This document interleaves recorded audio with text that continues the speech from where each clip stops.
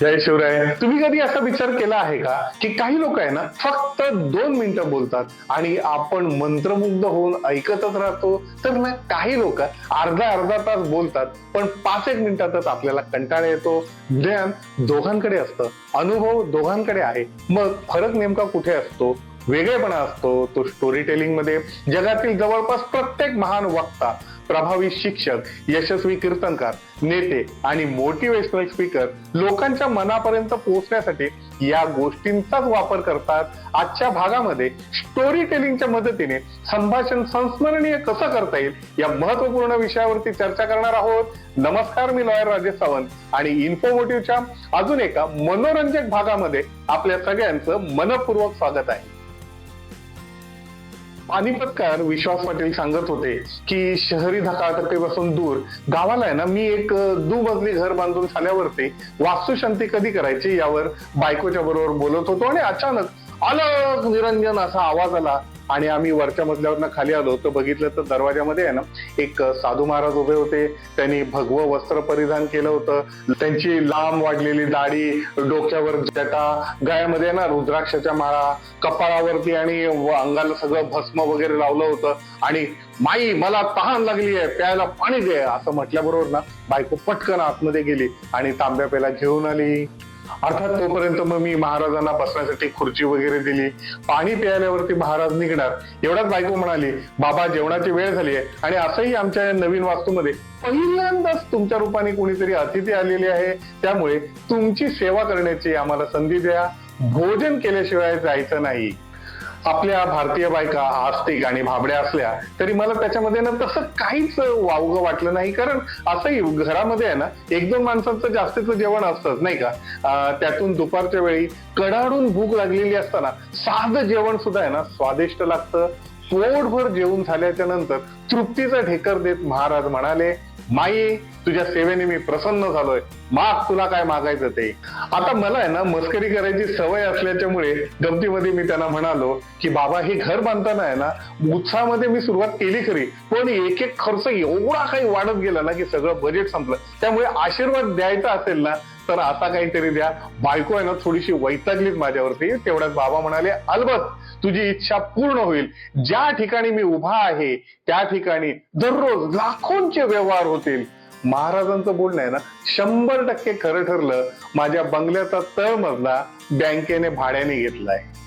हा किस्सा आहे ना तुम्ही फक्त ऐकला नाही तर तो जगलात.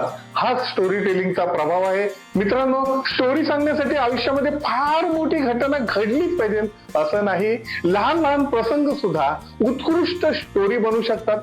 फरक फक्त घटना किती मोठी आहे याच्यामध्ये नसतो, तर ती तुम्ही कशी जिवंतपणे सांगतात यावर असतं. आई बरोबर ड्रायव्हिंग करून आल्याचा अनुभव कसा होता हे मुलाला विचारल्यावरती त्याने सांगितलं की पप्पा एकदम मस्त होता. मम्मी आहे ना तुमच्यापेक्षा वेगाने गाडी चालवते आणि आज ड्रायव्हिंग करताना कुणीच येडा, बिंडोक, भैरा, मूर्ख, तुझ्या बापाचा रस्ता आहे का वाला एकही जण भेटला नाही. आता आहे ना सगळ्यात महत्वाचा प्रश्न आहे की कथा प्रभावी कशी सांगायची. त्यासाठी या 6 गोष्टी वापरा: जागा, आवाज, वास, चव, स्पर्श आणि भावना. कथा ऐकणाऱ्याला ना ती फक्त ऐकू आली नाही पाहिजे, तर त्याला ती दिसली सुद्धा पाहिजे, ऐकायला यायला हवी, अनुभवता आली पाहिजे, तरच तो त्या घटनेमध्ये प्रवेश करतो. कथा सांगताना ना एक आटपाट नगर होतं असं सांगण्याच्या पेक्षा सभागृहामध्ये लोक जमा होत आहेत आणि त्यामुळे ना माझ्या पोटात गोळा आलाय, हात थरथरत आहेत, घसा कोरडा पडला होता, किंवा मग आहे ना कडाक्याची थंडी भरलेली आहे, असं काहीतरी बोला ज्यामुळे आहे ना श्रोते तुमच्या सोबत तो क्षण जगतील. लोक माहिती विसरतात पण कथा विसरत नाहीत.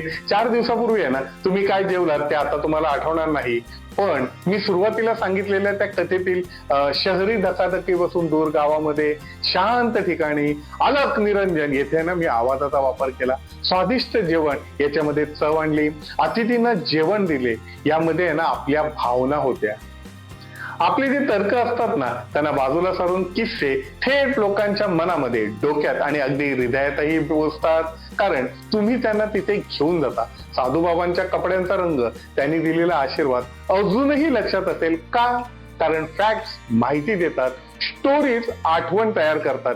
जेव्हा तुम्ही एखादा महत्वाचा मुद्दा सांगणार असाल तेव्हा आधी एक छोटीशी कथा सांगा आणि मगच तो मुद्दा सांगा. लोक मुद्दा, कथा आणि तुम्हाला कधीच विसरणार नाहीत. कथा आणि किस्से याचा फेविकॉलच्या प्रमाणे वापर करता येतो. खुद्द फेविकॉलच्या जाहिरातीमध्ये गमतीदार किस्सा कथा असते, म्हणूनच ती लक्षात राहते. Cadbury chocolate, man will be man या जाहिरातीमध्ये कथांचा खुबीने वापर केला गेलाय, त्यामुळे काही गेल्या त्या विसरता येत नाहीत. तुमचे मुद्दे कथेचा वापर करून सांगितले तर ते नुसतेच जिवंत होणार नाहीत, तर जाताना लोकांच्या मनामध्ये सुद्धा राहतील. आता अजून एक छोटीशी महत्वाची गोष्ट सांगतो की घटना जरी भूतकाळामध्ये घडलेली असली ना तरी ती आपण सांगताना शक्यतो ना वर्तमान काळामध्ये सांगायची, कारण ना त्यामुळे कथा जिवंत वाटते. श्रोत्यांना वाटतं की हे सगळं त्यांच्या समोर आत्ता या क्षणी घडत आहेत. कथा सांगताना हावभाव, चेहऱ्यावरील भाव, आवाजातील चढ उतार, योग्य विराम तितकंच महत्वाचं आहे. कारण स्टोरी ही केवळ शब्दांनी सांगितली जात नाही, तर संपूर्ण व्यक्तिमत्वातून सांगितली जाते. जाता जाता एक महत्वाचा मुद्दा की प्रत्येक कथेला एक अर्थ असायला हवा, एक शिकवण असली पाहिजे. लोकांनी कथा ऐकून वा मजा आली इतकंच नाही, तर आज मला काहीतरी ना नवीन शिकायला मिळालं असं वाटलं पाहिजे. मित्रांनो, आपल्या प्रत्येकाच्या आयुष्यामध्ये ना अशा शेकडो कथा दडलेल्या आहेत. यशाच्या, अपयशाच्या, हसवणाऱ्या, रडवणाऱ्या, धक्का देणाऱ्या आणि आयुष्य बदलून टाकणाऱ्या सुद्धा. फक्त त्या आठवा, त्या पुन्हा जगा आणि लोकांसमोर जिवंतपणे मांडा. तुमचं बोलणं आपोआप प्रभावी होईल. कथाकथन आणि संभाषण मधल्या गोष्टी, कथा किस्से सांगणे हे दोन्ही प्रांत वेगळे आहेत.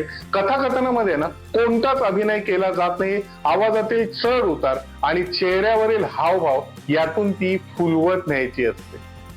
आजचा एक छोटासा होमवर्क, कॉमेंट्स मध्ये सांगा तुमच्या आयुष्यातील अशी एक घटना लिहा जी तुम्हाला आजही विसरता येत नाही. मी नक्की वाचेन. व्हिडिओ आवडला असेल तर लाईक करा, मित्रांच्या बरोबर शेअर करा आणि स्पीक लाईक लीडर मालिकेतील असेच प्रभावी भाग बघण्यासाठी इन्फॉर्मेटिव्ह चॅनलला सबस्क्राईब करायला विसरू नका. पुन्हा भेटू एका नवीन विषयासह.